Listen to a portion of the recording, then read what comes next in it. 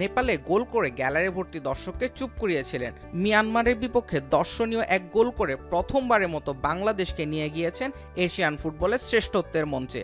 ঋতুপর্ণা যেন বড় ম্যাচের বড় তারকা। গেল কয়েকদিন ধরে সর্বকালের অন্যতম সেরা তারকা লিওনেল মেসির সঙ্গে বারবার নিজের নাম জড়িয়েছেন তিনি।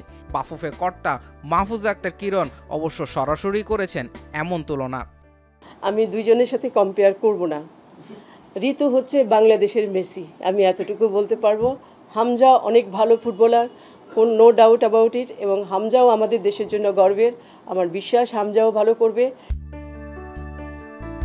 তুর্কমেনিস্তানের বিপক্ষে ম্যাচে সেই আলাপটাই আবার নতুন করে সামনে আনলেন। কর্নার থেকে বল পেয়ে যেভাবে বলকে জালের ঠিকানায় পাঠিয়েছেন ঋতুপর্ণা, সেটাকে চাইলেই লিওনেল মেসির 2014 সালে ইরানের বিপক্ষে করা গোলটার সঙ্গে মিলিয়ে নিতে পারেন অনেকে। ডি বক্সে থাকা জটলার উপর দিয়ে বলকে পাঠিয়েছেন জালে। গোলরক্ষকদের পক্ষে অমন একটা শট ঠেকানোটাও বেশ কষ্টসাধ্য কাজই বটে। ঋতুপর্ণা এর আগেও বহুবারই নিজের সক্ষমতার জানান দিয়েছেন, নতুন করে কেবল আবার বলে দিলেন নারী ফুটবলে সময়টা এখন তার। অথচ কদিন আগেও পিটার বাটলারের গুড বুক থেকে অনেকটাই দূরে সরে গিয়েছিলেন ঋতুপর্ণা।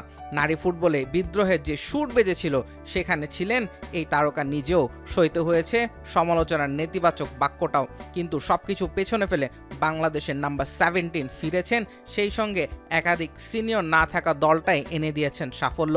ঠিক যেমনটা মেসি সাফল্য পেয়েছিলেন তার অবসর ভেঙে মাঠে ফেরার দিনগুলোতে।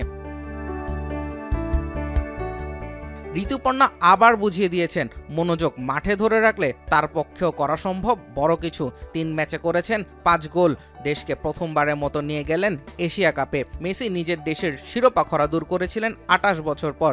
ঋতুপর্ণার জন্য তেমন এক শিরোপার চিত্রনাট্য লেখার গল্পটা কিছুটা কঠিন, কিন্তু স্বপ্ন আর বাস্তবতার মিশেলে ঋতুপর্ণা যে গল্পটা লিখেছেন বিগত কয়েকদিনে সেটাকে পিছিয়ে রাখার সাধ্য কই। জুবায়ের আহমেদ, এখন।